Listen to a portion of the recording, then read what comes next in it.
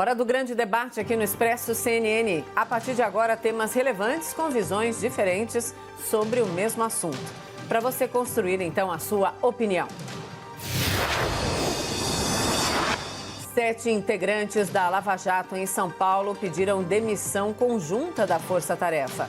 Eles alegaram incompatibilidade com a atuação da chefe do núcleo, a Viviane de Oliveira Martinez. O Procurador-Geral da República, Augusto Aras, disse que a renúncia dos procuradores é uma questão interna. O tema de hoje é: após a saída de Deltan Dallagnol da Força Tarefa de Curitiba e as demissões em São Paulo, a Lava Jato acabou? Os nossos debatedores são Bruno Salles, advogado, mestre em Direito Penal. Boa noite, Bruno. Boa noite, Mona Lisa. E Gisele Soares, advogada, doutoranda da Sorbonne, que está fazendo hora extra na firma. Boa noite, bem-vinda, Gisele. Boa noite, obrigada. Obrigada a você. Quem começa hoje é você, Bruno, por favor. Obrigado, Mona Lisa. Boa noite, Gisele. Seja bem-vinda de volta. Minhas amigas, meus amigos telespectadores, boa noite. Dois fatos absolutamente distintos chamaram a atenção para a Operação Lava Jato nos últimos dias. E é o motivo da pergunta do nosso debate de hoje. A Operação Lava Jato acabou? Não, a Operação Lava Jato não acabou, a Operação Lava Jato não vai acabar. Em verdade, as operações policiais que lidam com macrocriminalidade estão intrinsecamente ligadas umas às outras e elas não deixam de existir simplesmente. Uma investigação complexa vai criando tentáculos, linhas investigativas que vão levando a outras investigações. Em algum momento da história, se resolveu batizar essas investigações com nomes, como uma forma de identificar mais facilmente do que se trata a investigação. Mas o fato é que qualquer uma dessas operações não existe de fato no mundo jurídico. Não existe uma operação Lava Jato. Existe um complexo enorme de investigações e de operações que são ligadas umas nas outras e são ligadas a uma investigação original. Essa investigação original que foi batizada lá atrás de Lava Jato, porque apurava a atuação de uma casa de câmbio ilegal num posto de gasolina em Brasília, onde funcionava um Lava Jato. O esquema desvelado pela Polícia Federal era tão complexo que várias outras operações foram deflagradas a partir dessa primeira Operação Lava Jato, lá em 2014, que prendeu o famoso doleiro Alberto Youssef.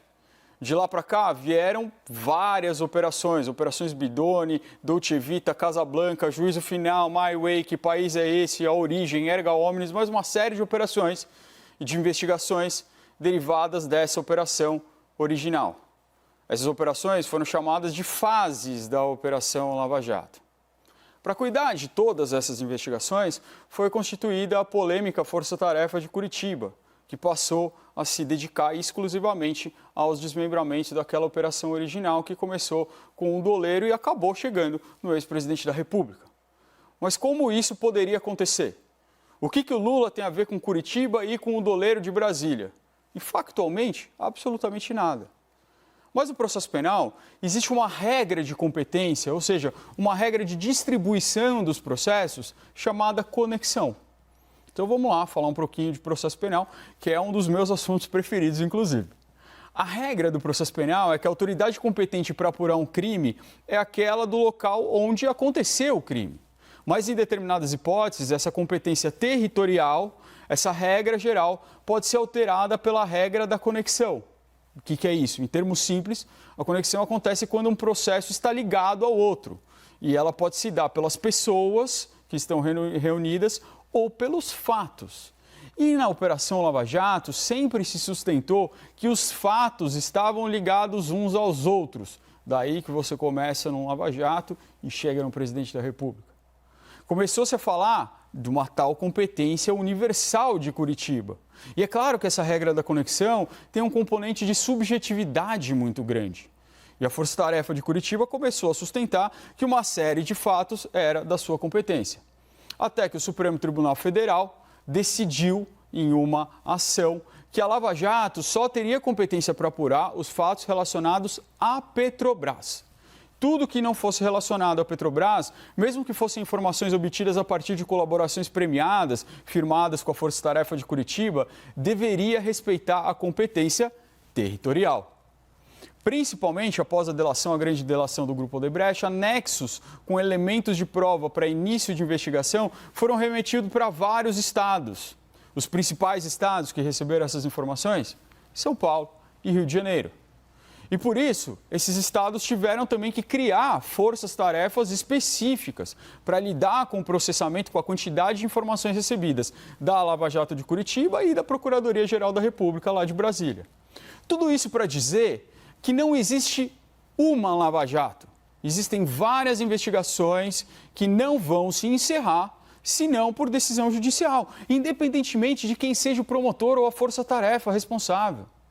Aliás, não existe também uma força-tarefa da Lava Jato. Existem várias forças-tarefas com atuações autônomas, com meios de proceder distintos, com estratégias particulares, com orçamentos e recursos específicos e com visões jurídicas e políticas criminais próprias.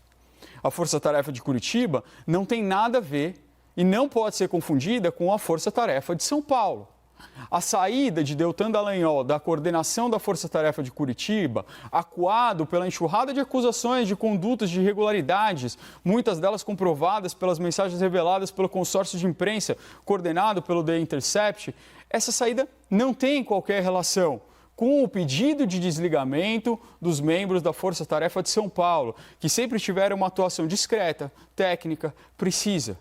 E que, ao contrário do que acontece em Curitiba, saem não por serem alvo de denúncias, mas sim por denunciarem acusações graves contra a nova coordenadora da Força-Tarefa aqui de São Paulo. E no debate de hoje, eu vou tentar falar um pouco mais sobre cada uma dessas distintas situações. Gisele, suas primeiras considerações, então, por favor. Eu concordo com o Bruno. Não, a Lava Jato ainda não acabou, mas certamente ela está na sua fase final, sim. Essas operações investigatórias que são sucedidas por processos criminais e ainda que com muitos desdobramentos, elas chegam e elas devem chegar a um fim. Cada operação investiga o cometimento de determinados fatos por determinadas pessoas, suportados por determinadas provas. E esse conjunto de agentes, de fatos e de provas é que é levado a julgamento pelo Poder Judiciário. Cada uma dessas operações de investigação pode dar ensejo a outros procedimentos decorrentes de fatos acessórios ou de pessoas e provas correlatas àquele procedimento inicial, como brilhantemente expôs o Bruno agora há pouco. Infelizmente, essa cadeia aparentemente interminável de operações, nomeadas inclusive pelo Bruno, de processos de corruptos, ela só acontece porque o Brasil foi vítima de décadas de corrupção que vem sendo descobertas pelas operações. É verdade. A Lava Jato foi precedida de outras operações de combate à corrupção importantíssimas, como o Mensalão, o Petrolão, e já vem sendo sucedida também por outras operações igualmente relevantes que seguem descobrindo práticas de corrupção. Basta olharmos, por exemplo, para a situação atual do Rio de Janeiro. O governador está afastado por suspeita de corrupção. O vice-governador e os deputados estaduais estão envolvidos em diversas investigações. O prefeito da cidade sofreu um pedido de impeachment. A operação que afastou o governo estadual do Rio de Janeiro foi chamada de tris in idem. Tris in idem, por quê? Porque o atual governador imitou o mesmo esquema de corrupção dos governadores anteriores, do Pezão e do Cabral. O que não pode acabar no Brasil é o combate incessante às práticas de corrupção. Nós não podemos permitir o arrefecimento das investigações, das operações de busca e apreensão e mesmo de prisões, que são necessárias para a apuração de atos delituosos e dos seus autores. Se, depois de todas essas condenações, surgiu o Covidão, ou seja, desvios de verbas destinadas à saúde em pleno período de pandemia, imagine se não estivéssemos nessa luta diária contra a corrupção.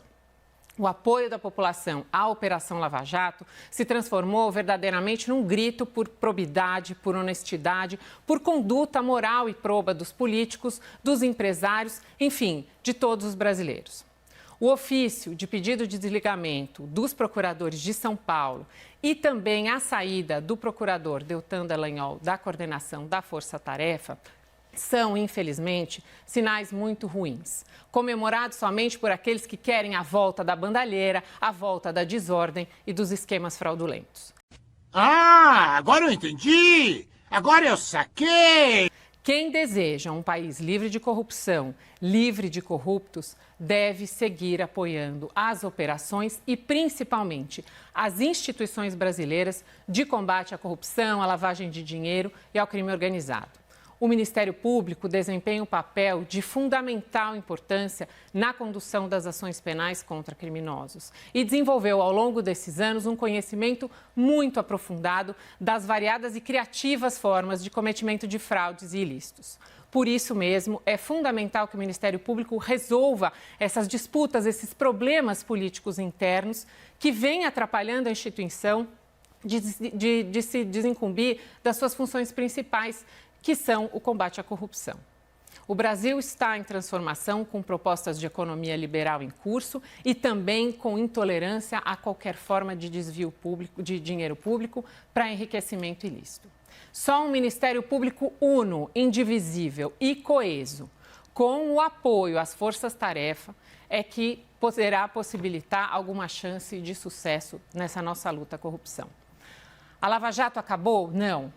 A Lava Jato poderá acabar pela conclusão das operações e investigações que deram origem à operação? Sim. Mas isso não significa, em absoluto, que a corrupção irá voltar. Isso nós não podemos permitir de jeito nenhum. Vamos então para o debate. Bruno e Gisele, por favor. Gisele, eu concordo com você, em grande parte. Eu acho que a gente está bastante alinhado aqui. Discordâncias pontuais, nos meus anos de trabalho aí no direito criminal, a gente percebe que as operações elas nunca acabam porque elas vão evoluindo e mudando de nome, né? Eu até comentava que, de certa forma, a gente tem personagens iguais na Lava Jato e na Banestado, né? Que é uma operação do século passado, do milênio passado, né? E com personagens... Eu não sei porque eu não estava viva, não. Não, eu também não. Eu era...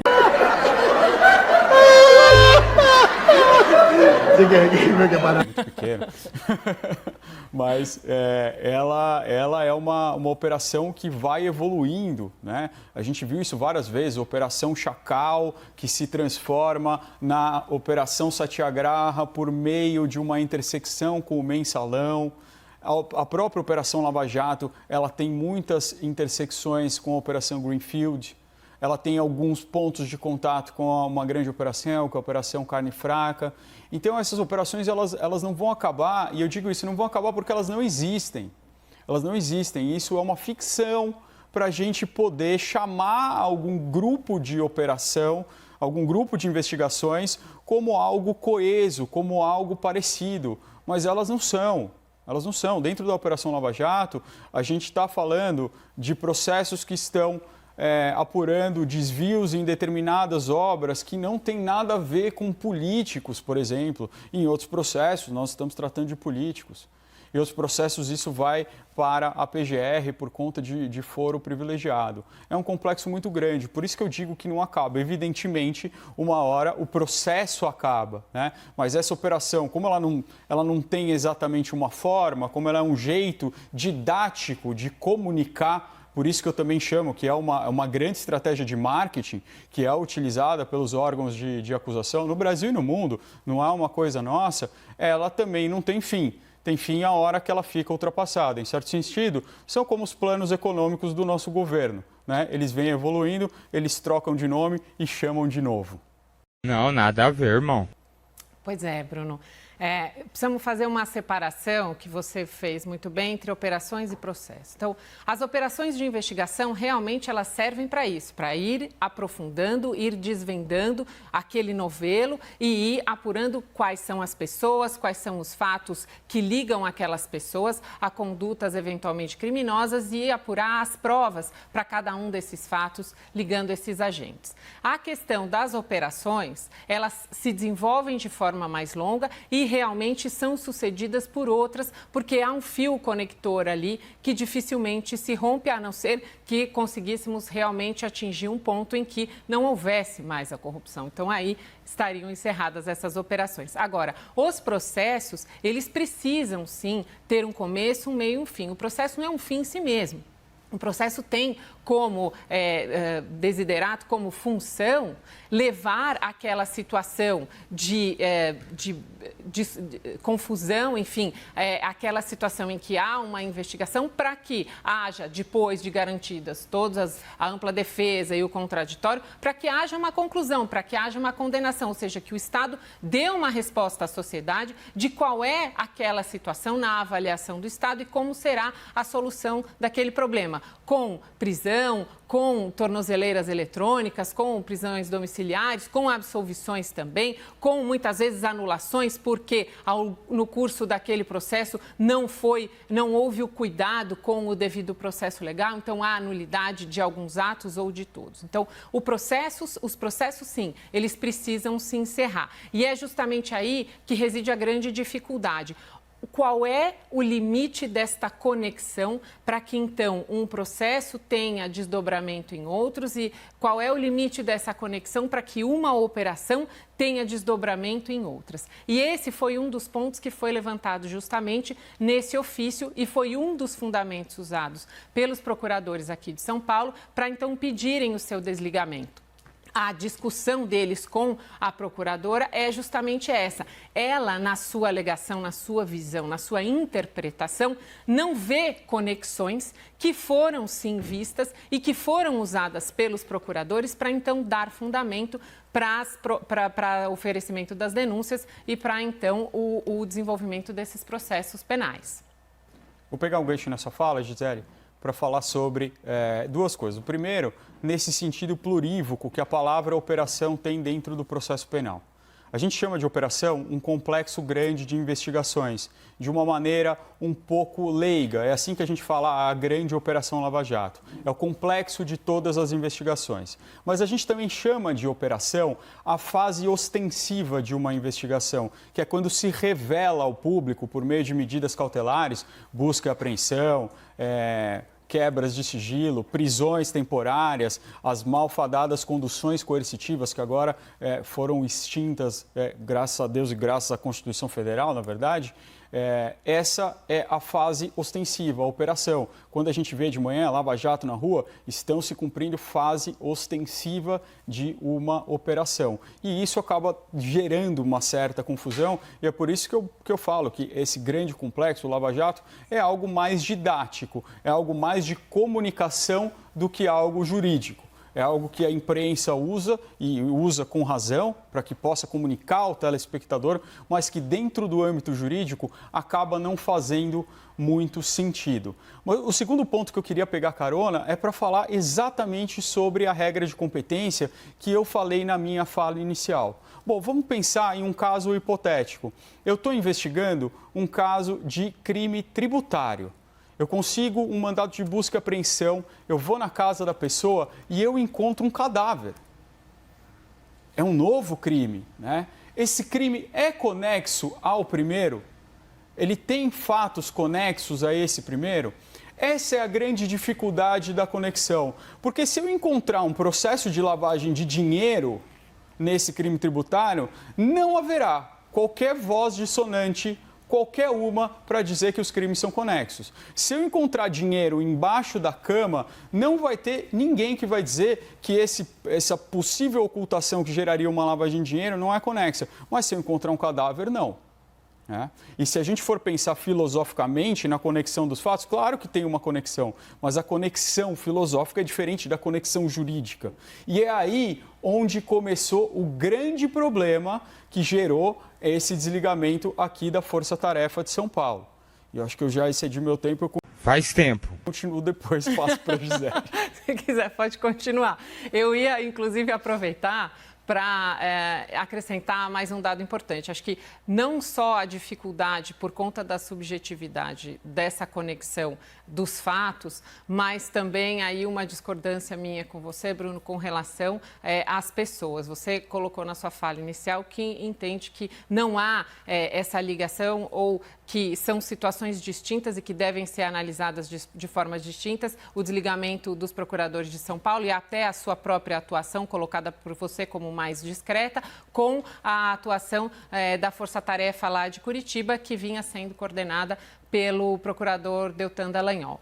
Diz a Constituição que o Ministério Público é uno e indivisível. Então, todas essas divisões em competências estadual e federal e também essas divisões internas de organização, de forças-tarefas, tudo isso também, como usando o seu exemplo, é uma facilitação para uma organização interna. Mas, na medida em que é uno e indivisível, então todos os procuradores têm a mesma competência. E aí, justamente a dificuldade de tornar uníssona essa interpretação quando há um grupo que interpreta a conexão de uma certa maneira, então, no seu exemplo, entenderia haver, sim, uma ligação de fatos ou concordaria em investigar, sim, essa possível ligação de fatos desses crimes, se eles estariam ou não conectados, e uma outra, e a procuradora que então vem entendendo e vem extinguindo,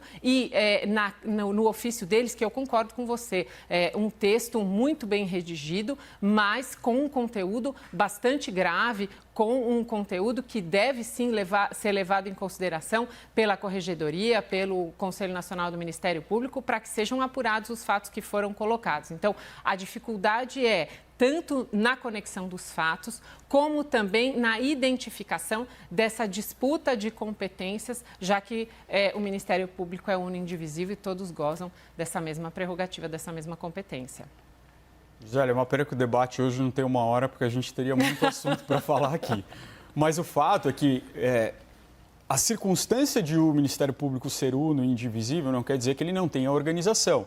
E dentro dessa organização também vige o princípio do promotor natural. O que isso quer dizer? Um promotor ele não pode ir lá e escolher uma investigação contra determinada pessoa. O promotor não pode ir lá e falar, eu quero investigar o presidente da República, Jair Messias Bolsonaro. Não, claro que não. Senão isso geraria a possibilidade do Ministério Público se tornar um órgão persecutório. As regras de competência, elas são tão importantes no Ministério Público quanto no Poder Judiciário para que não haja persecução, para que não haja perseguição política por meio desse grande instrumento poderosíssimo na nossa arquitetura constitucional, que é o Ministério Público. É verdade. Quer dizer, às vezes não. E claro que a regra de competência ela tem uma subjetividade, mas também não é cada um faz do jeito que quiser. Inclusive, Curitiba trazia tudo para si até que o STF disse, não, tem um limite às regras de competência. E isso mostra a lição fundamental disso. Quem define o que é competência não é o Ministério Público, é o Poder Judiciário. É ele quem vai fazer isso ao fim e ao cabo. Isso não quer dizer que a seleção pelo Ministério Público não seja importante. E o que aconteceu aqui em São Paulo, segundo os procuradores que se desligaram, é que a nova procuradora tinha uma visão diferente das regras de competência. Ela achava, olha, vocês estão vendo competência em tudo aqui. E começou a mandar embora. Começou a pegar investigações e passar para outros ofícios. E aqui vamos ser também muito claros, não é que ela extinguiu as investigações, ela passou para outros ofícios, para outros procuradores, tirando isso da força-tarefa. Mas a denúncia mais grave desse ofício não é isso. Inclusive o ofício fala, olha, se fosse até aí tudo bem, é uma divergência jurídica. O que eles acusam nesse ofício é que às vésperas da deflagração de uma operação ostensiva contra um parlamentar, ela pediu para que isso fosse adiado. E ela não trabalhava nesse processo. E o pior, estavam às vésperas da prescrição. E ela falou, olha, eu acho que a gente não tem que fazer isso aqui, a gente tem que esperar mais um pouco, estão criando uma unidade central de anticorrupção, vamos esperar eles criarem e aí a gente passa isso para eles. E isso poderia gerar a prescrição. Desculpa, Mona Lisa, eu me excedi um pouquinho. Tudo bem. Aham, sei. Não, 1 minuto antes dos argumentos finais para você, Gisele. 1 minuto e aí a gente vai para os argumentos finais. Então, vou usar o meu minuto para fazer uma provocação.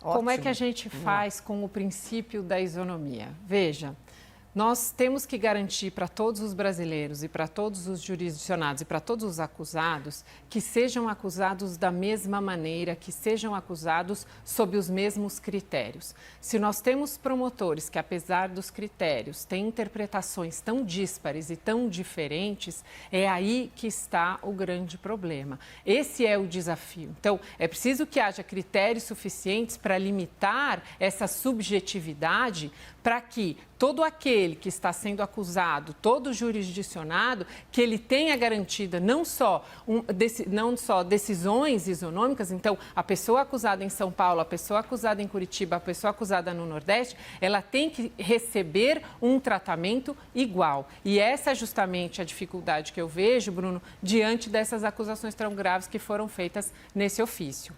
Pode continuar, Gisele. Você começa os argumentos finais. Ah, eu começo? Ah, então Sim, tá bom. por favor. Obrigada, Bruno. Obrigada, Mona Lisa. Sempre um prazer. Podem me convidar sempre que quiserem. Sempre vou aceitar o convite. A Lava Jato, ela ultrapassou totalmente os limites de uma operação e trouxe os brasileiros para a realidade, chamou os brasileiros à responsabilidade. Então, o que a Lava Jato nos trouxe foi uma grande transformação, uma chamada à democracia. Eu sempre insisto com o Tiago nos debates de manhã que somos uma democracia jovem e que estamos aprendendo. E que a Lava Jato foi uma importantíssima lição que foi trazida para nós brasileiros, justamente porque nos despertou esse interesse pelos nossos direitos, pelas nossas responsabilidades, pelo nosso dinheiro. Quem é que está desviando o nosso dinheiro? Quem é que está enriquecendo ilicitamente, se locupletando com o dinheiro das pessoas, dos brasileiros, que deveria estar sendo investido na nossa saúde, na nossa educação, no nosso transporte e na nossa segurança. Então, nessa medida que a Operação Lava Jato, se tiver que terminar, e um dia vai ser concluída, seja pelo esquecimento, seja pela sua conclusão formal, que os brasileiros não percam este amor pelo Brasil, esse amor pela democracia e que continuem se dedicando a aprender cada vez mais, cada vez melhor, principalmente a votar. Bruno, seus argumentos finais, por favor. Obrigado, Mona Lisa. Obrigado, Gisele. Eu poderia falar muita coisa aqui nesses argumentos finais. O debate foi tão profícuo hoje, mas eu vou ter que selecionar alguns pontos. O primeiro é que, sim, a Operação Lava Jato ela vai ficar para sempre na história do Brasil, tanto por seus exemplos positivos, quanto por seus exemplos negativos que ainda não estão sendo tão percebidos por grande parte da população. Mais ou menos! Efeitos negativos que são visíveis na Itália quando nós pegamos em perspectiva histórica o que aconteceu depois da Operação Mano Politi, depois da Operação Mãos Limpas lá. Como isso acabou degradando o próprio sistema democrático e acabou levando a Itália para regimes populistas e para depressões econômicas, inclusive, porque eu acho que isso a gente concorda, sem democracia a economia também não vai conseguir ir bem. Mas eu queria dizer, por fim, que essas acusações que aconteceram aqui em São Paulo, dessa força-tarefa, precisam ser investigadas. A gente tem problemas de competência, mas isso, a sua pergunta, Gisele, ela se resolve no Poder Judiciário. Quem uniformiza isso? O juiz. E se o juiz tiver discrepância um com o outro? O tribunal. E se os tribunais não se entenderem? O STJ. E se dentro do STJ tiver problema? O Supremo. E se dentro do Supremo, e às vezes tem entre as turmas, tiver alguma divergência? O Pleno do Supremo. A gente tem formas de fazer isso. Agora, quando nós temos boicotes dentro do Ministério Público, e essa, infelizmente, é uma denúncia, não estou acusando, não estou dizendo que isso aconteceu, mas a denúncia ela é muito parecida com o que aconteceu no Rio, de uma promotora perder um prazo para talvez beneficiar alguém. Isso é muito perigoso para o Estado democrático de direito. Nós precisamos estar atentos. Obrigada, Bruno. Boa noite. Gisele, obrigada. Boa noite. Obrigada. Falou que quer voltar, ó, se colocou de prontidão, vai voltar. Boa noite, Gisele. Obrigada pelo reforço aqui. Obrigada a todos.